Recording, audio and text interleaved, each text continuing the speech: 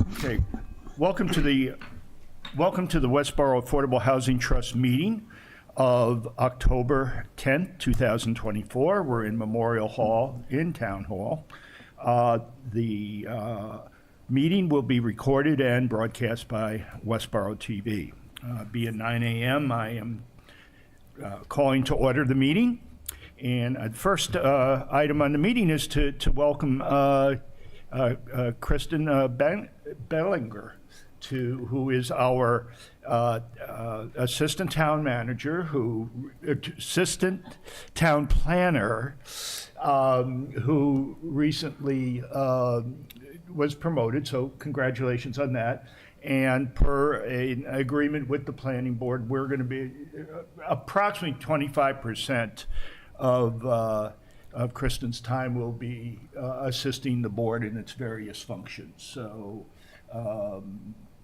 everything, minutes and a lot of other duties that Alan and I have worked on together, and that we met with both Kristen and Jenny, our town planner, to ensure that we're all in cahoots appropriately. So, welcome. Welcome. Okay, first, next order on the agenda is the approval of town minutes, or minutes from the trust meeting on August 8th, 2024. People had a chance to review those and ready to discuss. Any changes or corrections? Seeing none, I'll entertain a motion for acceptance of the August 8, 2024 minutes. I'll move that motion. Okay, Kate moved. I'll second. And second by Steve. Okay, all those in favor? Okay, thank you. Moving on, we have September 12th, 2024. Any amendments, questions, issues on September 12th meeting minutes? Seeing none, I'll entertain a motion for acceptance of the minutes. Also moved. Okay, Kate, Second. Steve again. Okay, all those in favor? All right, it was unanimous, September 12th, 2024, 6 being present. Okay, next on the agenda is we have two fall town meeting warrant articles that we would like to support, or we need to discuss whether we want to support. And the final, it was in your packet, and this is the final version of the warrant. It was closed by the select board. And the two are, first of all, Article 17. This is the amended zoning bylaw, which includes the inclusionary zoning, and that is being sponsored by the planning board. So I'll open up for discussion and questions on that article. I know people have had a chance, particularly the section 6.1. Yep, so Alan? with Article 17, I also want to mention that in the packet, although it's not on the agenda, is a draft presentation for town meeting for our Article 12, which is the funds transfer. We'll which talk we've about covered, that after this. So, which go ahead. we've covered. But Article 17, as you recall, Jenny Greenis came and presented the inclusionary zoning to us. We asked about the possibility of a number of changes. All of the changes we requested were adopted by the planning board and integrated into the article. And so a copy of the letter we worked on, Sarah and I worked on, that we got out to them, is also in the packet for reference. So, Anybody want to give a summary that, just a highlight of what this really provides? What are the benefits for particularly the trust and the town?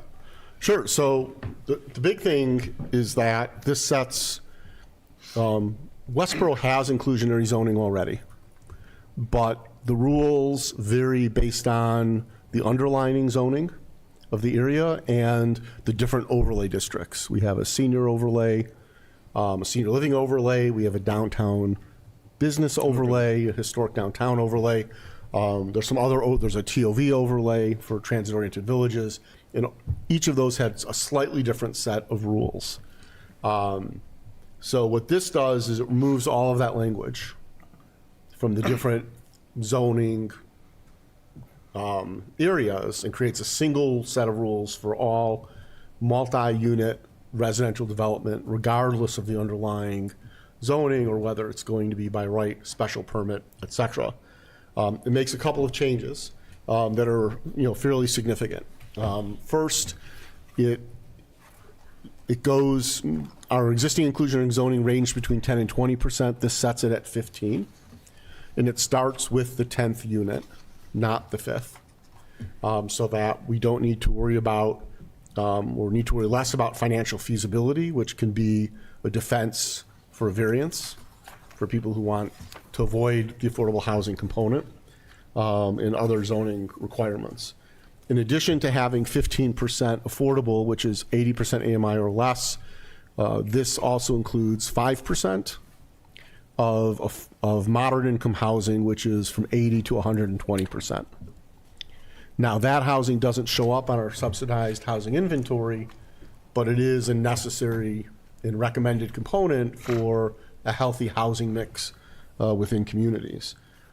This also, with respect to the affordability component, sets the average affordability of the affordable units at 70% AMI, which means there can be a mix of 80%, 70%, 60%, and 50%. And that gives, in setting it up this way, actually gives developers a lot of flexibility. 70% average AMI would make larger projects eligible and financially feasible to use low-income housing tax credits for the development.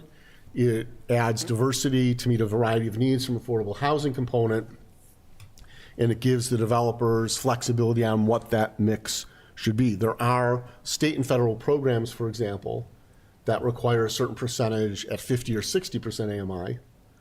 If they wanted to go after that funding, they could have that percentage and then balance it with the more typical 80% AMI as well, and build programs that are more feasible. And so that's, that's an advantage as well. And so this is I personally believe it's a strong update to our inclusionary zoning. It does allow for a financial, lack of a better term, buyout. If there is an unusual opportunity or need to do that. So And that would be it like an in lieu exception. of. In lieu so of, you- right. Right. And what that does is, and it sets a price that is, based on a multiple of household income for a 4-person household at 80% AMI. So in current numbers, that's just under $200,000 per unit to do that, which is fairly expensive for developers. Historically, we haven't gotten that much for these in lieu of units, but it's more reasonable as far as what it would cost to create replacement units. Right. Subsidize those. And that money would be directed to funds that directly or indirectly support affordable housing. So as we discussed here and suggested, it wouldn't go to the general fund. It could come to the trust. It could go directly to the housing authority. And it could go into separate funds for a specific purpose related to it. It could go to Youth and Family Services for rental assistance and other programs that we partner with them on. And so it gives some flexibility there. Right. I have a question, but I'd let other people. Okay, my question is, any in lieu of monies, does that have to be voted by town meeting to be transferred? No. Well, it depends how the decision's written. Generally, When you no. say decision, Because when the planning board writes it, they could say, in lieu of funds will be given to the trust. Right. Then the checks would come to the trust, town meeting would require a vote. Would Would not need to vote. If they said, we would like to put it into a stabilization fund Right. for future determination, then yes, to come out of a stabilization fund. Yeah, okay. it would need to, at that point, go to town meeting. Right, all right, so that's a planning board decision Yeah. as far as how the cash flow would work.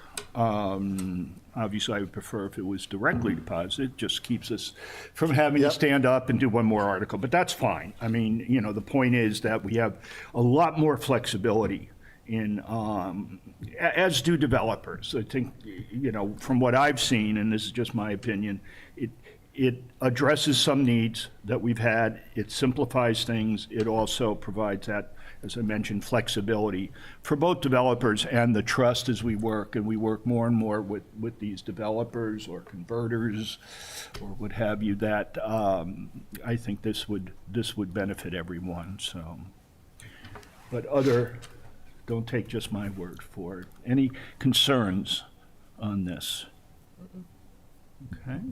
Seeing none, I will entertain a motion, and this will be for us to notify the planning board that we do support this Article 17. So if I can have a motion So moved. to that effect, so moved. Second, Steve, thank you. All those in favor, please raise your hand. All right, I see 6-0, 6 being present. Thank you. Moving on, we have Article 18, which deals with the highway zoning May I? bylaw. Since I sort of added this in as a little surprise. Well, we love surprises here. Okay, so we did not get a presentation on this bylaw, and so I'm not necessarily expecting that we would do a vote of support, but I just wanted my fellow trustees and the public to be aware of this. As you look at the highway business zoning district along Route 9, this is an effort, again, to rationalize the zoning for consistency, but also to set better, more clear guidelines for developers. And so, the underlining zoning has an open space requirement. Developers can increase the land use and reduce the open space by swapping out other mitigations. If you read the zoning article, there's a point system that will be established. There's a sample one, but that'll be set by regulation or policy of the planning board. So, for example, certain sustainability actions would allow you to use more land. Because some of the zoning changes will facilitate in parts of that district mixed use, so residential can be a component. There are points for affordable housing that would be built above what's required by the inclusionary zoning article. And I just wanted the trust to be aware that Yeah. It's on page 25. one of the incentives for developers, if they want to have less open space and get more land use, is they can do greener Green. buildings and lead gold and platinum. They can do solar. They could do different types of plantings.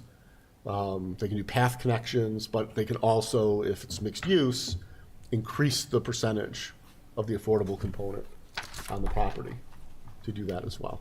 So, Yeah, and I think it provides a little bit more flexibility as far as their ability to, if you will, trade off different amenities or different requirements in order to make things feasible for development. And this is just along the highway. There's some bordering on that on Route 9. So questions or concerns? Sounds good to me. It's just another tool, right? yeah, Which is- it's another tool. which is Another great. tool. The more tools we have, the better for everybody. Right, so I don't, I don't think we need to do a vote of support. okay, on that's this fine. one. It's If we're asked at the meeting, we can talk to it, and you can talk to it and just say, we didn't have any disagreement with it. Is that a fair way to that's put it? fair. Yeah.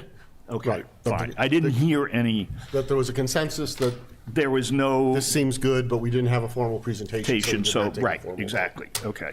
All right, next one, just as we're doing articles, we have Article 12, which is our article sponsored by us, and this is similar to what we've done in the past, and it's really the transfer of money out of the stabilization fund or mitigation fund in the amount of $1,194.34, okay, which is part of the Pulte annual payment and some interest. So I did go before the planning board and gave a very brief presentation. And, they were in unanimous support of that. So I think, 5-0, on that. So we have their support. I did reach out to the AFC on this. They said they didn't think, I talked to Walter Leslie, who's chair. I said, I'm willing to come in and talk to this. He says, I don't see any issues with this. And I said, well, if you think you need it, let me know. I haven't heard. So for now, I'm assuming that we will get the AFC support, or at least a majority of the AFC support. So I think we're in good shape with this. We'll have just a couple of slides. This should hopefully go quickly unless we got some people that go off and we're going to have to manage, or the moderator will have to manage if they get into a whole issue about affordable housing. That's my only concern, because it does open up that. Yeah.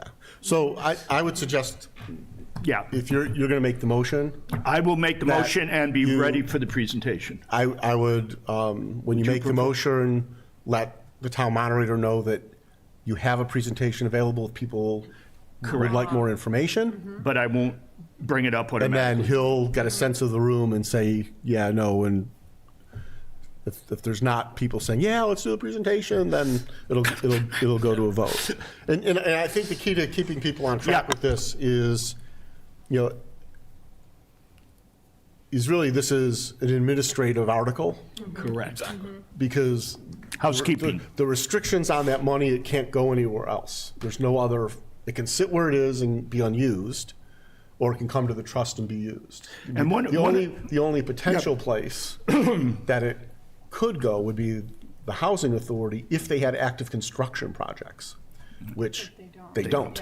And so, whereas we do. So it sort of, it could sit there or it could come to us. If people say, bring up anything else around affordable housing, I think the response is, well, that's not within the scope of, that's not in the scope of this article.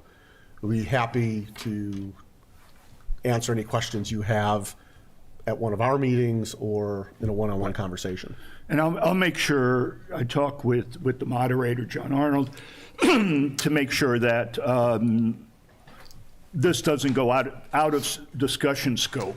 And that's up to him to make sure that, because some people have their own views on affordable housing. This has nothing to do with whether we want or don't want affordable housing. This is an agreement that was signed with the planning board, ZBA, et cetera, and we're just carrying it out. Failure to do this could jeopardize, Pulte possibly could come back and say, well, if you're not going to use the money, why are we paying it? No, there's no, they still have to pay it. Pay it. Yeah.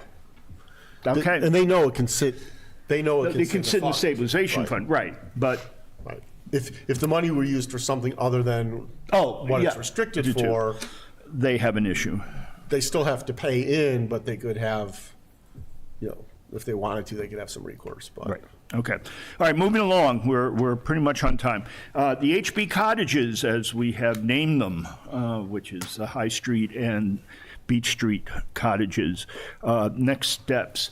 Let's see, I'm just trying to find it in the packet. Okay, it was under the Beach Street, High Street plans, and Hank,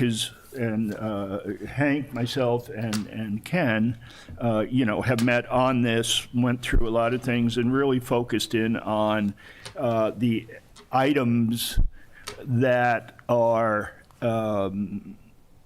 on, I guess it's the last, it's the last page of that portion. I don't know if you have the page from I do. the So packet. I have a couple comments when you're ready. Okay. Yeah, the action items are listed there, but go ahead. We can talk about them So in general. We don't need items. we do not need perk tests yet. And we should not start that process yet. Per the recommendations from MHP, which I also Right. included the July memo, is there needs to be a meeting with DPW for two reasons. One, something's happening. Someone's excited downstairs in the lobby. To cover two things. One, to have a discussion about wastewater allocation, because we may be able to get both the project fully covered by town sewer. Right. In town water.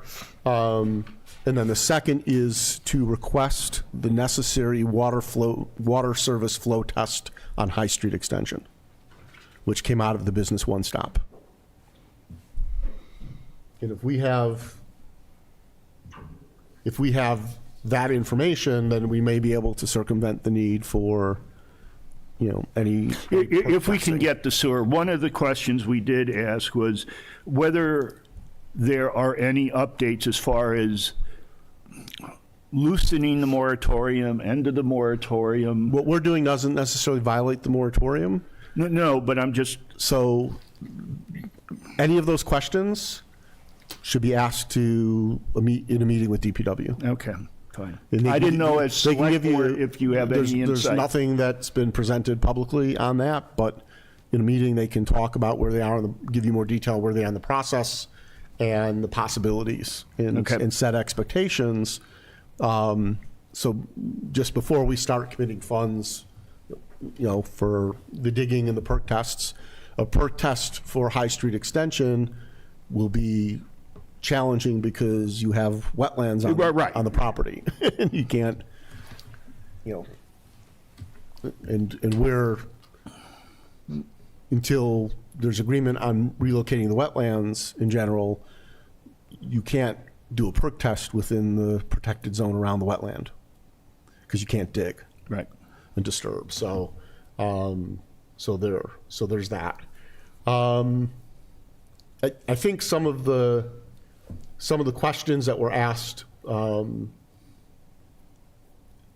in your discussion have been answered. I mean, MHP was pretty clear that we should look to do this as one project with two sites, because 10 units, we have a better chance with the state's one stop for funding than either project being 4 or 6 units. Right.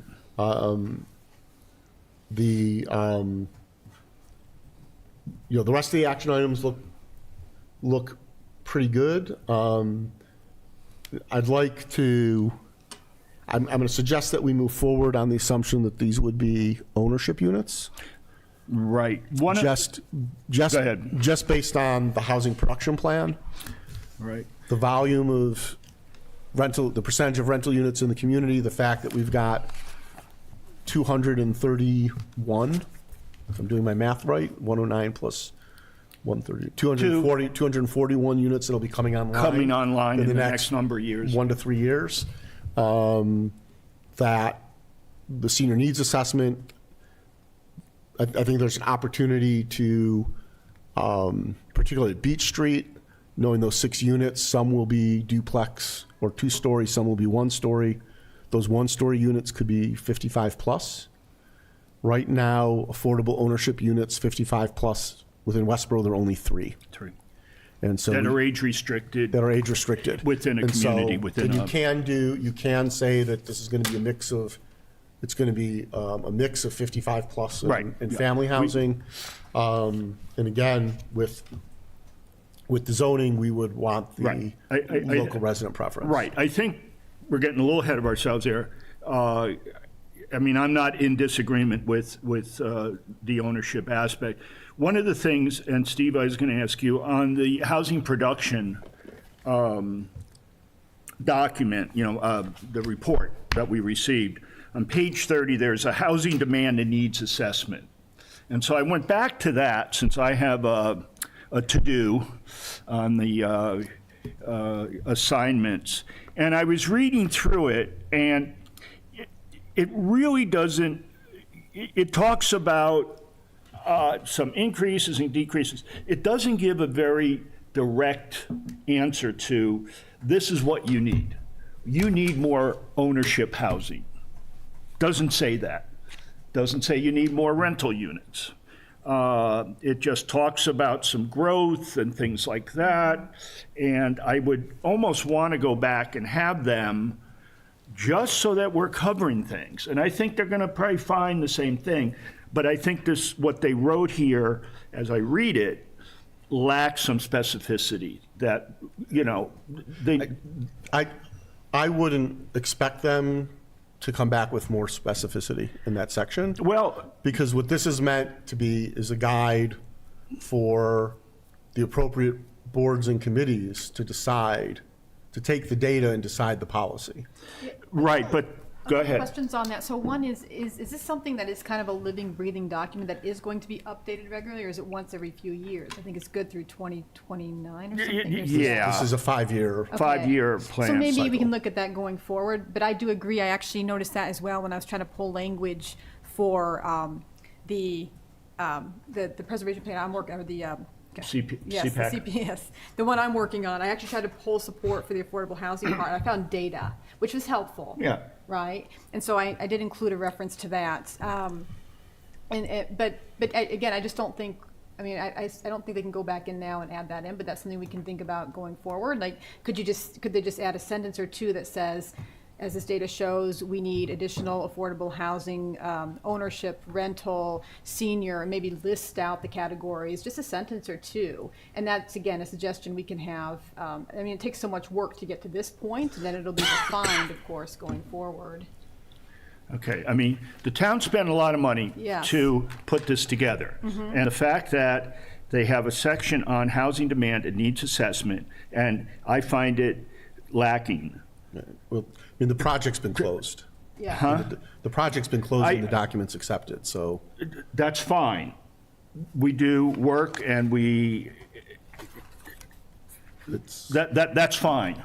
But we can always go back and ask them, saying, listen, we're trying to really determine to make sure that we're doing our due diligence, that we have something where you are saying we need more housing ownership. If you don't believe that's the case, then say so. But it's very, I don't want to say wishy-washy. It is not a helpful portion of the document. So I don't need, then I would suggest that you have a conversation with I our will. planning director. I will. Yeah, maybe there's some kind of memo About it. that could be issued, sort Yeah. of like a guidance That's, I document mean, or that's a something. possibility. That's a possibility. Yes, it's just a sentence or two, I would think. say we yeah. can reach out. They were very Yes. open to us, you know, even when they came to the select board to Mm-hmm. give the presentation. Luke was one of the main Yeah. contacts. I think he would be open to at least a discussion around it. Yeah, that's all I'm asking is, it would be helpful if we can point back and say, the reason we're doing, you know, for any boards interested, the reason we've chosen Yeah. what we're asking for, which may, I don't know, may not require different permits or. Yeah, I can You reach out to him. I'll include Jenny because we typically when we've had All right, why don't we correspondence, talk after, We've done that. So we'll talk after and review this, and Yeah, I not think a we'll get an problem. idea of Yeah. that. Okay. I think Luke would be very open. Right. Some of the other things, as you can see here, you're saying we don't need perk test, emergent vehicle access. There seemed to be a belief, and I don't know, Ken, if whether you raised it when we were talking about whether the fire department kind of trumps access onto, the access at Beach Street through the Beach Street housing parking lot. We need to negotiate an easement with that property owner. Okay. And in doing so, the plan on where the easement is will have to potentially, for them to grant the easement, one, we'll need to make sure that we're not putting them below anything that's required in their permit as far as parking ratios. Right. And if so, then there might need to be an action to allow that. My understanding is the potential location may impact one handicap spot, which would have, Right. which would have to be relocated. So there's issues about exactly where it would go. Right. Would they still be in compliance with parking? And of course, Right. would the trust offer Maybe some land in cover- exchange or, right, well, no, we don't have much land to give, but offer funding to help with the cost on their side. Fine. And so, that's something, I know Hank mentioned that he had an Right. informal conversation with them some time ago. maybe, but Briefly, he's and they reached out a number of times and they have not returned his and call. At the time, they've opened, they said that they would look at it, and they weren't against it. I would suggest we draft a letter. Formal letter. A letter From the chair. that shares, that shares some information about the project, what we're looking to Okay. achieve, and how we're Between willing you, to work Hank, with and I them. will We can work do out a that. letter. Okay, fair enough? Fair enough. I'd still like to keep Hank as the Yeah, point person. Hank can be the point person on that. But, and- can come under my signature and whatever. But, okay, so, yeah, we'll do letter to them. And we're just saying, this is holding up some of our options until we can get this resolved. Yeah, we already talked about the housing So- needs and what I'm doing. So we're moving along on this. We need to Yeah. start this process, the Yeah, sooner the better, I was going to add one. within limits. I was going to add one thing to Sure. the action list. I think it would be, given that we have a viable conceptual drawing for High Street extension, Right. if that was reviewed in the Business One Stop, the conservation director said basically that the box we defined of where we build should be fine. In the northwest part. And the plan to relocate the wetlands and Wetlands. create 1,500 feet should be fine. I think sooner rather than later, we should get on an agenda with the Conservation Commission. Not to ask for, I thought I muted, not to ask for any order of conditions, but to have have them vote that pending final approval of order of conditions, development within that box is acceptable, and that they, support the effort, so that the goal of the pre-work with the committees is so that we can reference those votes and the different board and committee support in the RFP. So if the developer knows that there's a box that Yeah. the Conservation Commission said we can build in, but there may be some specific orders of condition, whether or not we have septic Yeah. will come into play with that, stuff like that, that he knows he's supposed to go before Conservation for approval on that parcel, but.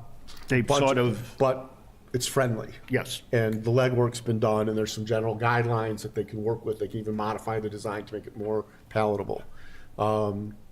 We would look, once we have that, I would suggest getting on a planning board agenda to say, look, this is a friendly 40B, this is the process. We want to effectively come and agree to what the planning board feels is acceptable and get a vote of that, so that the developers know that when they come in and they go to the ZBA to get the permit, the comprehensive permit, that the planning board has signed on, the Conservation Commission has signed on, and at some point as well before the RFP, get a vote of support from the select board. That will also help with state funding. Right. So the first one would be conservation, and I'm Right, not sure, right, I'm not okay. sure who on the working group, but if you guys could decide who wants to lead that. Well, another thing that came up, it's not listed so much, is to do a survey at minimum of High Street, because the diagrams that we have from WDA are not per se survey. And as far as distance from wetlands and, for anything, and then other distances for, where you can't build. Yeah, I would suggest we get a current survey for both properties Fine. and have both properties staked. Yes. And that- For both, yes, I agree. And that survey should include both physical obviously the Physical box. boundaries and on High And Street. let me just finish, sorry, Alan. Sorry, I'm excited. Physical boundaries as well as the boundaries associated with wetland protection. So that, once again, we're sure of what we can build where. Have we allocated, can you remind me, have we allocated funds already for the survey, some of the initial work, or is that I something don't that's believe we have, forthcoming? and that was one of the I don't things. think so either. That's one Yeah, of the there's a things. motion. Right, we packet. can do a motion, huh? There's a motion in the packet for that. Yeah. I don't have that motion. I don't in- remember. It was, we Hearing didn't put that. it, I didn't put a dollar amount, but if we're going to do the two surveys, and there may be some other work involved, the motion I would make is I move to allocate the sum of up to $20,000 for the purpose of preparing the HB Cottage project for RFP development. And that could include survey work right now and wetlands work, if there's, That should be more than it could, sufficient. it I could start, think, perk- what it we could cover need for perk now. testing. That'll keep us busy, and if we need more, we can always, at another meeting, vote it. So if we can do a 20,000, if we can make a motion, I just did. okay, I'll do it again. just do it again so it's Okay, very clear. So it's very clear Smile for the this folks at home watching. I move to allocate the sum of $20,000 for the purpose of preparing the HB Cottage project for RFP development. Second. Second. Okay. Any questions, discussion? No? I do want to say thanks to the team so far for the great work, right? Even to get to this point, figuring out what we need, where we need, conceptual design, should we put them together? It's been a lot of work, and I really appreciate that. Okay. All right, given that, thank you. All those in favor? Okay, so we had 5-0, 5 being present, Ken having stepped away. Okay. So we've been, One quick thing Yeah, before we go move ahead. on. I don't think we need to do it today, but I think it'd be healthy for the working group to come up with a high-level timeline to set a goal of when we would like to be able to issue an RFP on Right. the project. I'd love to say January, but that's not realistic with the work we have to do with the Holidays, committees. yeah. But I think it would be great if we were able to issue that RFP before annual town meeting in March, if possible. But I don't know. I'd look to the working group to sort of figure out Yeah.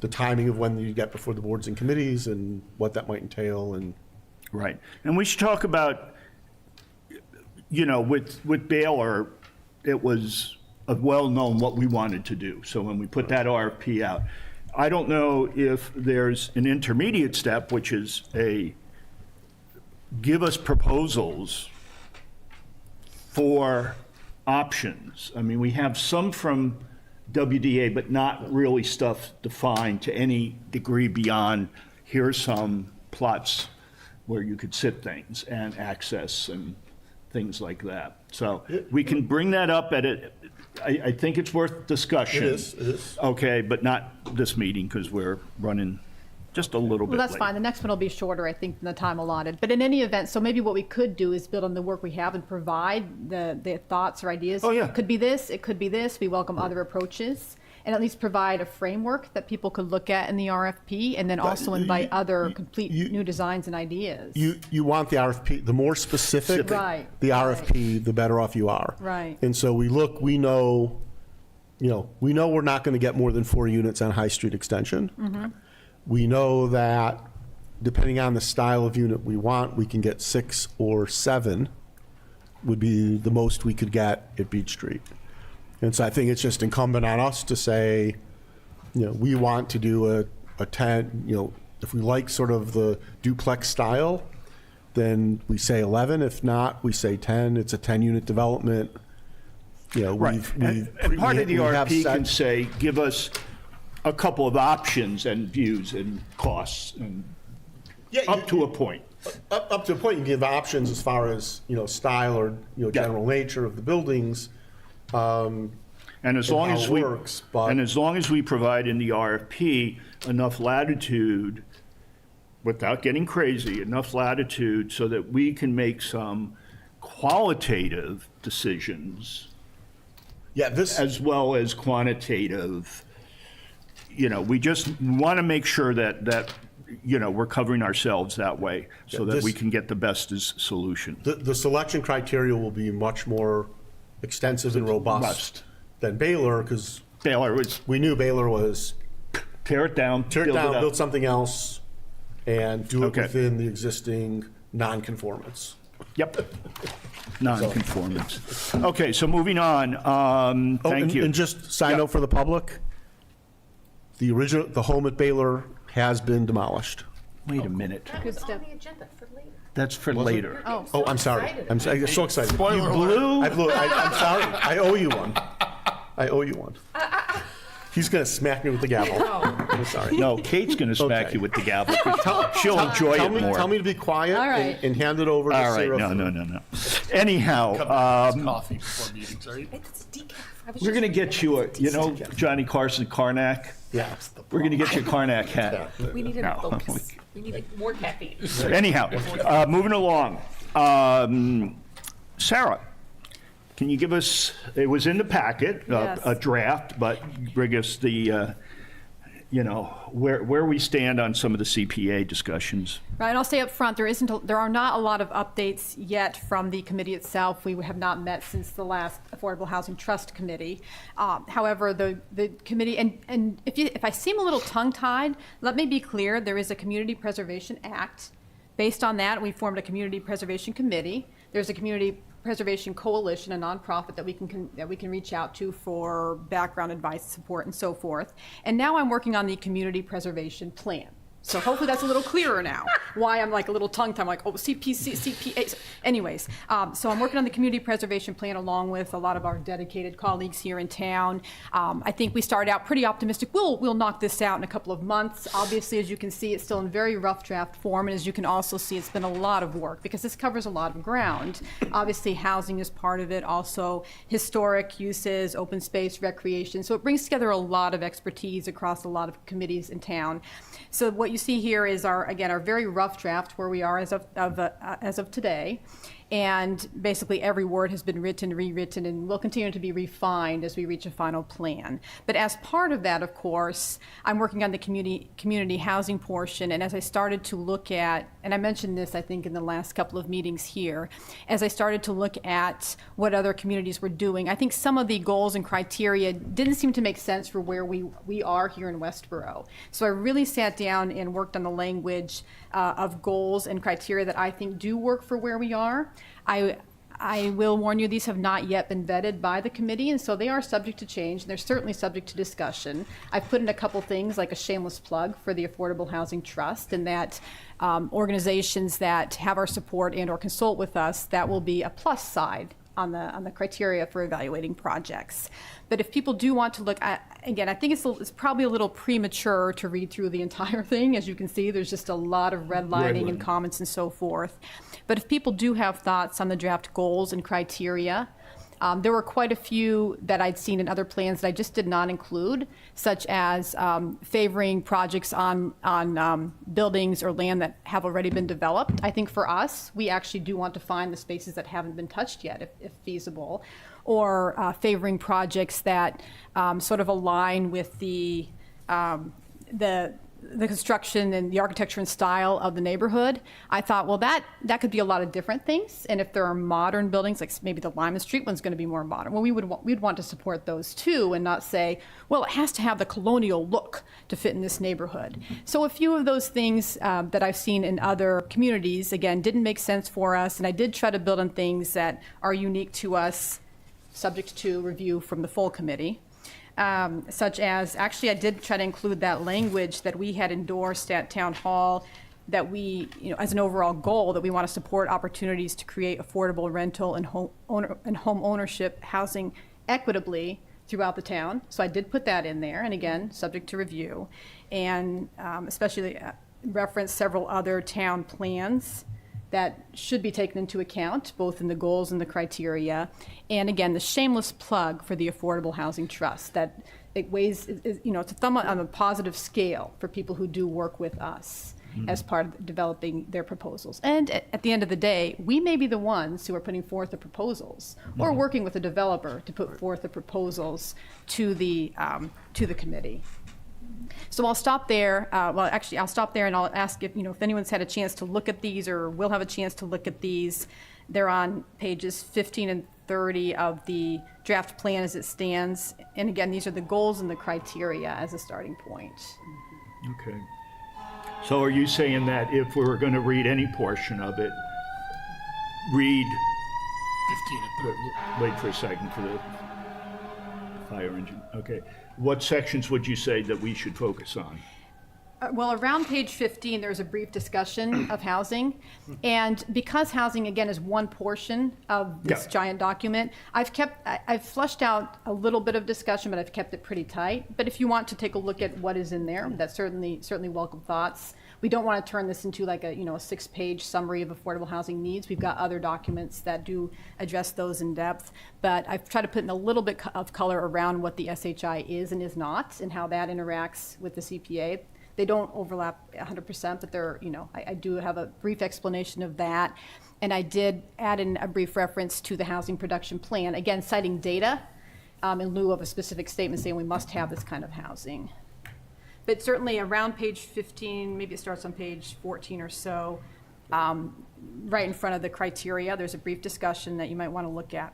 But specifically, though, right now, if anyone has thoughts on the draft goals and the draft criteria, that would be really helpful because I can incorporate those even this week before I send this off to the full committee. Okay. I thought they looked great. Yeah. you. a lot They of do. good work. They do. We really appreciate the Yeah. effort you're putting in. Oh, I know you're a committee working group of one. Well, But amongst how many? in all fairness, I did call Julie and talk her through some of these, and she agreed, I think, at least conceptually. So that was actually really helpful because she's Good. got the years of expertise and experience in the community. And I think she agreed even with some of the ones that we pulled out, such as, yeah, I guess people could use that to say if it's not colonial style, it won't be included. So maybe we don't want to include that. So at least conceptually, she and I are aligned, and we'll see what other feedback we get from the full committee as they get And a the full chance to- committee is made up of, just for our information? I'm going to have to pull it up here to list it what- out. It's like 9 different, so let's Yeah, see. so- Okay, that's While fine. you're pulling up, Folks. I do have a couple comments on the goals. Oh, I can list them out, though. Planning Board, Historical Commission, Housing Authority, Conservation Commission, Open Space Committee, Recreation Commission, Housing Trust, and a couple of at-large. So it's a Okay. pretty broad group, yes. Alan?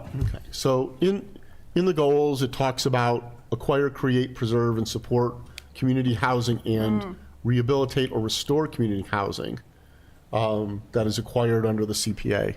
That's, I'm wondering if that can be expanded a little bit to allow for, so community housing is a slightly broader definition than affordable housing. yes. So could something also be included for adaptation of existing homes for extended livability? So we talked as a trust a while ago, and it's been on back burner. Sudbury, for example, has a plan that will assist homeowners in adapting for ADA compliance. Okay. So someone can age in place. And it's beyond the handyman service that is done through our great council on aging. This could be, removing a shower and a bathtub to do a walk-in shower, for example, where it's a bigger project than just a handyman effort. So I'm not sure exactly what the wording would be. And then I don't know if and I'm not sure it's appropriate, but some thought to whether these funds could potentially be used for something like rental assistance or down payment assistance programs in the future, and allowing that in the wording. That's probably a little more iffy on the edges of what CPC is intended for. And one of the tricks here is the language of the underlying statute is written very specifically, and it's actually really hard for people sometimes to assess whether their projects will fit within it, because it's not the same set of verbs for each type of project. Like the ones that apply to housing are not necessarily the same ones that apply to recreation, open space, and so forth. So the first, I don't think we can change the draft goal because that's actually the specific language from the Okay. from the statute, and the reason we've included that is specifically to help people identify. You've got to fit it in this category or this category. But I do think that a project like that, you could probably make the argument that it is preserving, supporting community housing in some way. So I think you could take a project like the first one you're talking about and maybe fit it within this language. I Okay. think there's probably a way you could do that. And similarly to the second point, I think that Or there's- maybe it becomes a yes. criteria that Yeah. if your project is retrofitting. Well, you can't be rehabilitating or restoring, because then it has to be only those specific units that were actually acquired by Right. using CPA funds. So you really have to kind of walk that line. Okay. And that's part of the reason why we've had to have, we're putting in place, and other communities have put in place, a two-step process. There's sort of an initial high-level application, which does encourage people to sort of check that box and explain how it ties to the specific verbs that apply to that type of project, whether that's acquire, create, preserve, support, whatever it might be. And then once that can help us sort of ascertain if these are truly feasible under the statute. And then the next step would be the full-fledged application. But I think there are ways even to get to the rental assistance. Again, it's not specifically spelled out, but I think that there is some precedent for that in other communities. So again, it's just a matter of trying to figure out how to specifically explain how any project ties to this verbiage. And I think there are ways to get there. Okay. Yes. And then, and my second and final is the range related to area median income is 30% to 100%. Is it possible to have 120. 120 so that it aligns with the federal and state definition of workforce housing as well as our zoning? This caps out at under 100%, unfortunately. So By it goes statute? Yes. So Okay, unfortunately, it does just- go above the 80%, but not quite up to 120. I'm glad you flagged that, because I had Yeah. noticed that too. I was like, oh, there's got to be a way. And for whatever reason, it's capped at, I guess, mid-level in that moderate housing category. So Right. 80 up to 100 is okay, but 100 and above is not. So it is just a funny interlay, right, of Yeah, how. okay. Yeah, no, I'm glad you mentioned that, because I was sitting here going, wait a minute, how does this line up? But yeah, that's, statute is what it is. With this, I have a question. We recently were looking to purchase and, I want to know, renovate, refurbish, bring up to date, any of those terms, the property at 15 Parkman, which we'll just touch on very briefly at the end.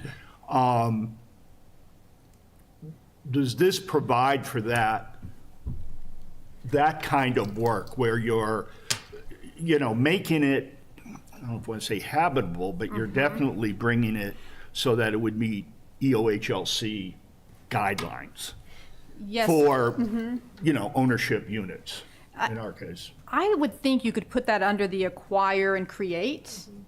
And then, once you've acquired and created a unit with CPA funds, then presumably ongoing rehabilitation or restoration could also apply. And the rehabilitation restoration verbs only apply once it's been acquired under the CPA. Yeah, no, Right? I'm- But I do think you could get that in there. Yes, I do think, Because I think there will be times when Yes. we'll front the money. We just have to Right. move and front it, but then coming back and say, okay, is there any issue about, I would, just because we need to move quickly in many cases, Sure. we would want to be able to do the work. We want to get things done. But then, can there then be a subsequent, if you will, reimbursement request for work that was done? Obviously, we take the risk of them saying, of the Yes. committee saying yes or no, but I would like to see that kind of flexibility. I guess a couple ways I'm thinking about this, and we're going to have to work this out on the ground, right? It's a new committee. okay. But a couple ways I'm thinking about that is maybe one is that we could go to possibly, we can go to the committee up front and say, can you allocate X dollars for projects this or similar? Right? Like, just give us the money basically, and we intend to use it mean for these encumber purposes. that And we money? will make sure, yeah, we'll keep it separate, we'll track it, we'll make sure it applies to these types of projects. So that's one thing, we could do it that way. Okay. The other one, I guess, is that, yeah, we front the money, knowing that assuming the committee does adopt our project and presents it at, a town meeting, we are subject to that vote, right? Yeah. So, so there are a couple ways we could get there if we need to Right. move quickly. And- Yeah. And I can think of a couple of examples. So for example, we did a buy down of a property on Right. Lawton's Way Correct. so that it would actually remain an affordable Affordable. unit going in perpetuity. Sure.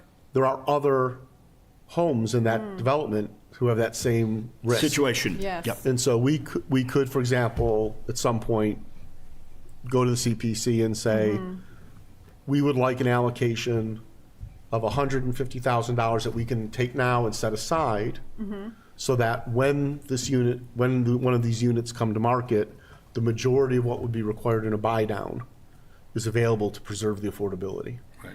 I mean, that's and- something we could try. And so Yeah. that would be a project, it'd be a set thing, the committee would know that the money's not being spent Sure. immediately, Right. but it could never be spent on anything other than that. And if we don't use it within 2 years, we can return. We could have all kinds of You could have, agreements, you're right, you restrictions. could have a yes. return within, Yes.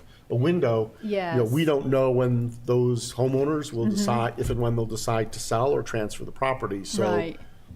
it's more saying, when that comes up, we just want to make sure that the trust Yep. would have the Yeah. resources I to think there are act. 7 or 8 properties over Yes. there in this Yeah. situation. And one of the big criticisms of the way that the statute and the whole process is designed is that it is quite lengthy. And to your point, sometimes with the affordable housing needs, you do have to move quickly. So this is set up so that we design this whole plan. Then there's application number 1, the preliminary one. Application number 2, the committee assesses the projects. The committee decides which ones to bring to town hall for the town vote. So it is by design a very lengthy process. So to your point, maybe something like that, where we have in mind specific uses, and we agree to provide updates, agree to return it if we don't use it within a certain amount of time, agree to keep it separate and make sure that we're using it only for the set of verbs that are appropriate. It seems to me it could work, assuming, again, the rest of the committee's on board. And I do think in Westborough, in a way maybe that's not true in a lot of towns, there is a lot of support for these types of projects, and especially for the kinds of, the people who are involved as volunteers in these various committees. So hopefully we'd have some level of support for that. And to your point, that would be a way we could work within this perhaps more cumbersome process and still have the dollars available Right. for. Quickly. Yes, exactly.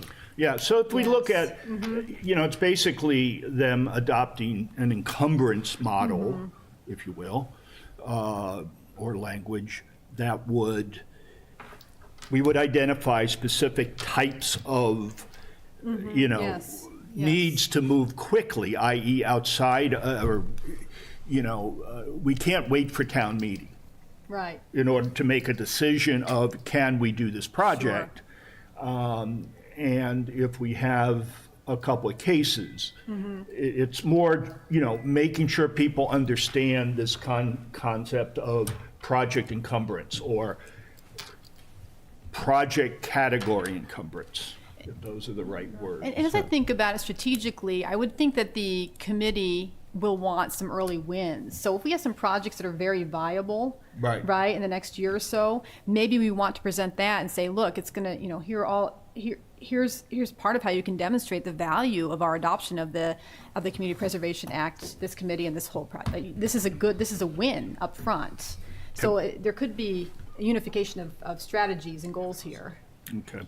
We're running a little over, but that's great. Thank you again on behalf of the committee for all that work you're doing. I know it's, a lot of legal digging, which you have a little bit of background in that, I hear. This is a really convoluted statute, right? As everyone who touches it is. Could it be a Harvard law case, Harvard law case study? We could No. probably get a whole bunch of students in a clinical and get their support. Sure, It'd still be a for it. little complicated, yes. Okay. We've actually had a couple of members already resign, right? It's a very demanding, you know, I think maybe it's more than what people realized up front, but, you know, to the group's eternal credit, they are rolling up their sleeves and really putting in the work. This is the hard, Yes. this is the hard, unglamorous work of civic involvement, because you're building a system Right. that you want that has to adhere to a very convoluted statute, but Right. you also want it to be effective and Exactly. useful for the community. Exactly. Once the system is up and running and the process is in place, the whole nature of that committee changes, and it goes Right. from, we got to figure out how to manage this and control this Mm-hmm. and comply, to, okay, now we have to figure out the best way to spend the money. Yeah. Yes. Based on what's brought Execution. before us. And that's a whole different feeling and Yes, different activity. yes. So this is, you know, this is the hard part, Yep. right? And please extend our thanks to the committee, you know, Right, as a absolutely, group, absolutely. for all the good work that they're doing, and, you know, how we appreciate it. Anyhow, moving on, some program updates and actions. Oh, look, Baylor Avenue. I will shut down on you. No. No, that was, She's that was, gone, so that- it's a good thing you announced it. no, I did get a couple of photos. I didn't pass them around, but it just shows everything's gone. I mean, the house, all the pieces and everything are gone. I don't have an update on when either construction and or completion of construction. We do have timelines in place. We did do an extension, that's 60 days. But at least they've started, and usually once you see something started, it starts to take on a life of its own. So we're hoping that. So that will be a big win. It appears that all the materials requested, and Yeah, there was some engineering updates and an updated site plan that were requested, that those have all been submitted. okay, Additionally, there was confirmation that the select board did waive permitting and inspection fees for the project. yeah, So that's now part of the record. So I expect going forward, then, that things are moving towards the building permit. yep. Okay, moving on, wrap, Okay, Ms. Storm had to step had out to step out, yes. for another meeting, but the kickoff meeting for the working group and Metro West Collaborative Development to get the program up and running is October 16th at 2 p.m. So that's what day of the week? It's a Wednesday. It's a Wednesday. And so they're Wednesday. going to meet, they're going to take the materials that we had for our prior program, decide what updates, changes, you know, to those materials and the processes are necessary, and then we'll be able to put together the marketing materials and start accepting applications. Okay. When do we expect to be able to receive applications? November 1st? Potentially, yes. Okay, goal Yeah. is, Goal is ASAP. Target. The goal is ASAP. well, We know, yeah, you know, we know, you know, from Julia Neal Welch, who spoke to us, that the need is still there, yeah, and so the sooner the better. yeah. Okay, great, thank you on that. Homeborough, Okay, I can do this update real quick. There was some final verbiage back and forth between councils about limitations of liability, all that fun detail stuff we love to deal with so much. I've started requesting grant and loan templates from other programs. They're coming back a little slow, but we are working on that. And then we'll schedule a kickoff with the working group and Metro West Collaborative Development once the contract's signed, to sort of map out the process and the actual flow of information and how it's going to work. And we can get that going. Right. And we'll need to have the grant and loan documents drafted Right. and reviewed by council Sure. before we start accepting applications. because that's going to be 'Cause part that's- of the deed. There'll be a deed writer. Like they are like No, it's- if we do a grant, will that? It's a lien on the property. That's Okay. how it gets filed. So it does Right. get filed with the registry, but it's, you know, It's a lien with, it's the grant isn't a lien, but either of the deferred payment loan options are. right. And No, if it's a pure grant, it's not, right. No, I understand. So I'm we're talking about the effectively- DPA. you know, we're effectively a mortgage lender. Right, no. Well, that's my concern. And so there's legal stuff that has to be in the documents and stuff like that. that'll all be worked out with council before we start accepting applications. Right, and the tracking and administration, you know, I guess if a property, obviously this is an ownership program, Right. upon, we should defer some of the, I'll call it logistical issues, as far as if it is a DPA, and as they get into, you know, after a certain number of years, they have to start paying back the individual, the homeowner. We got to make sure that, how does, No, so the way the way the deferred payment system is, it's either a forgivable loan. Correct. Which means automatically each year the amount they owe is less, or there's payment in full due on sale or of any sale or transfer of the property. right, but there's also, That's the only repayment.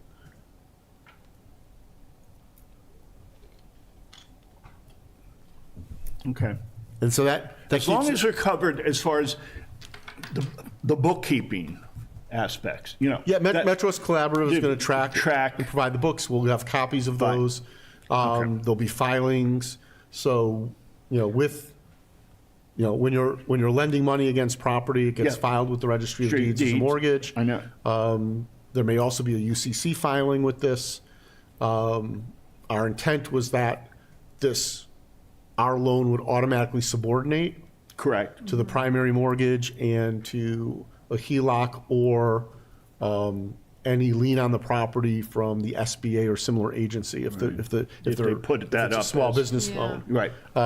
And so that means they won't have to come to us for approval.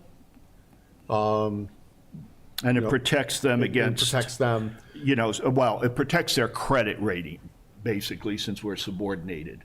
Anybody Yeah. comes before us, so they don't have to worry about, Right, they right. have this liability. That's Right. the whole purpose of the subordination. Right, and it also means they don't have to spend a couple months figuring out if they're Right. looking to do home repairs or Right. improvements and they want a home equity line of credit for that, then, they can just go to the bank and get one. They don't need to come to us and have us fill out forms and file with the Right. registry that we're subordinating. Two observations there. The primary lenders might want us to sign something saying, yes, yes, yes, we do agree this is subordinate. And second, if there was ever a foreclosure, we'd be last in line to get paid. So there is risk to the money, but I think yeah. we know that going in. Yeah, we know that going in. We know that going in. There's a modicum of risk. Okay. So, moving along, and yeah, we're moving along in that, which is great. It's not, they're, at the federal level, and God knows when it might or might not happen, there's discussion, at least on one segment or one party, about a similar, and we have no details except a very rough 25K, and that would be outstanding if that could come to be. But anyhow, issues in cars. Actually, just before that, let me just bring people up to date. The other projects that we have here, there was, were notified that there was a property at 15 Parkman Street. It was a 3-family unit. Steve, Ken, and myself were the working team there. We went over a couple of times to look at the property, look at what's viable, did some financial models, and doing rental units just didn't seem to make sense, numbers didn't work. Then flipped to, well, what if we turned it into 3 condos? And redid that model, and that had some promise. That showed that, it would not take significant subsidies. I mean, we'd still be in the few hundreds of thousands, depending upon what we would buy it at, the 650 was the latest asking price. It had dropped 100K, so might have been able to get less, who knows. But I worked with EOHLC to develop the models because the apartments are significantly different in size. and trying to look at, well, what might you sell at different AMIs? And just getting that model together was a fun activity. And, it did provide us something. Unfortunately, just the time it takes to go through things, it was I want to call it an estate sale. The original owner had passed in January. There were two sons who were, it was in a trust, they were the trustees, there wasn't any probate, things like that. So, they wanted to sell. One of them lived in the unit. The other two units, the other two rental units were unoccupied, so obviously there was some probably reduction in cash flow, for them. We did all this, unfortunately, the time it takes, they finally decided they needed to accept an offer. There was an offer extended, and they accepted that over this past weekend. And, I don't know if there's any lessons to be learned as far as when we go into situations like that. We've had at least one other one, and we can only move so fast as we can. I think one of the things that we're trying to get is, do we have people or companies lined up that we can, say, go, we need an appraisal done, or we need an inspection done, or whatever it may be, so that we can do our due diligence very quickly to do it. And we may want to put this on an agenda item, is, an appraiser quoted us $575, just because it was a unique situation that they couldn't find comparables, whether we should have a certain amount of money at the discretion of the chair to be spent on areas where, we need to spend some money, appropriate some money quickly. I suggest a future agenda item where Yeah. we do a I couple agree. of things. One, I think we can find out through town staff about having a general service contracts in place, right? Where you have as a no set amount, but a rate schedule for certain types of work with contractors that are open, that we can tap without having to come back, allocating some money Right. for those assessments, and we can sort of treat it almost as a revolving account. We put money in. Yep. And potentially a motion that would authorize the chair or the chair's designee to quickly create a working group without having to wait for a meeting of the trust. Yeah. So that you could say, okay, this property came up. Right, realtor People can called look up. at it. We can have Yeah. the home inspector, we can have an appraiser if Appraiser. we need it. We can, do X, Y, Z and do the walkthrough and get the diligence we need quickly. And then have that working group make an initial, this makes sense, we need more work, or no. And then it's just- if they come back and say, yeah, we should think about making an offer, then we could always look Special for a meeting. time for an off-cycle meeting. Yeah. That's what I was wondering. Is there a way we could quickly convene people or even do a unanimous consent to authorize funding for some of these initial steps to get it within a week or two if needed? Yeah, oh, yeah. Well, Yeah. that's what we're Yes. saying is, Yeah, what we would do is, we could set aside funds for this purpose. Right, The most important thing is number one, just an appraisal. right. Yeah. I mean, we can walk through the building and you don't need a home inspection right away. No. You're gonna get a general idea, like you, Steve, and I did, of what you can do and what you can't do, and I can throw some numbers Yeah. at it that gave us budgets that, okay, Right. it's doable or not doable. But because of the craziness in the real estate market, and then as soon as you put 01581, the realtors just want to, this is worth $1 million, it's Westborough, the zip code, remember? So at least if we have an appraisal, and that's really low money. Yeah. okay? Oh, yeah, yeah. And then we know, okay, then I mean, Yeah. Ed, you talk to a realtor and just say, look, this is appraising out way, way lower than this. Right. So do we want to waste our time or not? Yeah, are these people serious about, like, Yeah. especially the houses we're gonna get called on are, I don't wanna call them distressed, but they need renovation, Yeah. upgrades, things like that. And that's part of our mission. Exactly. We need to be able to move quickly. That's the point. So if we can have money set aside, and I would put it on an agenda item for the future to discuss a, working fund. Yes. Do you want to talk to town staff about the having those Yeah, I think the technical term is contracted services. yeah, things to and figure would out, that and be then- with Shab? Probably, yes. I could start with, Yeah, and then the agenda item can be really to say, here's a recommended program. Yeah. Contracted services, a pool of money, authorization to have a working group who can access the money for these things. Right. For these contracted services.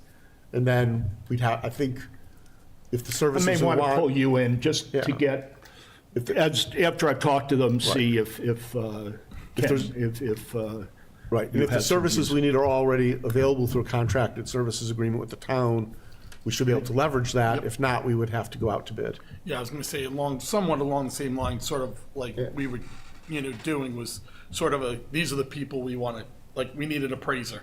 Okay, here we have the 5 that we know we can work with, and, I'm sure that will tie into that as well.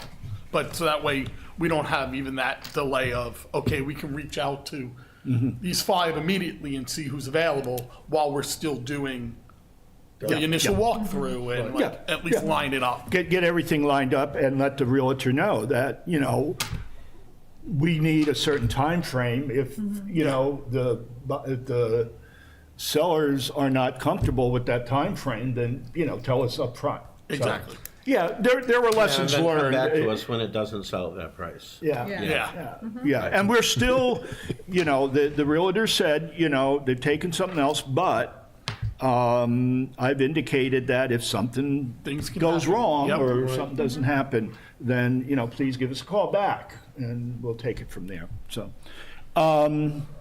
that's about it. Any other issues in correspondence? Yes. Very quickly, I had someone reach out to me and ask if the trust was aware of what was happening with 112 East Main Street. It's the home attached to 106, 108 Main Street, the old medical building. It's been vacant for decades, Just got cleared off. and they right? just Yes. That cleared. was the one that was cleared. They cleared in front of it. Yeah. So, I don't know if we want, one of us to reach out to the real estate agent for the property to see what's happening. Is Are you it trying to sell that? for sale? Don't know. Oh, okay. So that- that may not be that- real estate, it may be the. Well, no, so that property has a real estate agent because working with the landlord because they're renting the property. They're still trying to rent that building as a medical office. So that real estate agent would probably, the house, The house is next to where the old Reliant building. the house is part of the property of that building. Okay, And in part, I believe, because there are 6 parking spaces on the land that used to be the house, as a separate lot. If they're doing clearing work, are they thinking that they might be able to, at this point in time, to go back and cleave it off and sell that property?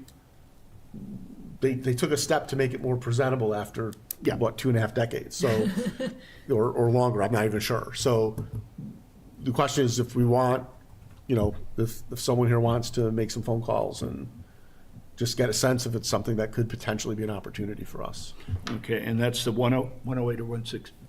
It's the old Reliant building, that's 106, but it's also 108. I Okay. think that the house is I on figured. I'd have to go look at the assessor's map, but I think the house is I can do technically 112. I This can is do on the that. same side of the street as a Video Bank, right? Yeah. And then- Correct, Right, correct. okay, then the vacant building. Right. Correct. And then the next is the house going before you get to the Lyman Street light. The Right. house that had branches going in the windows. And Yeah. It was a That giant. is exactly the one we're talking about. Yeah. And it's cleared and it's, marked as exterior fire suppression only, which tells me that the building is in no way up to code or safe to enter. Okay. Ken, can you do a walkthrough? All right, on that note, on that, what I will do is I'll do a little bit of at least initial spade work and I just, find out what's the plan, what are they looking to do? Yeah.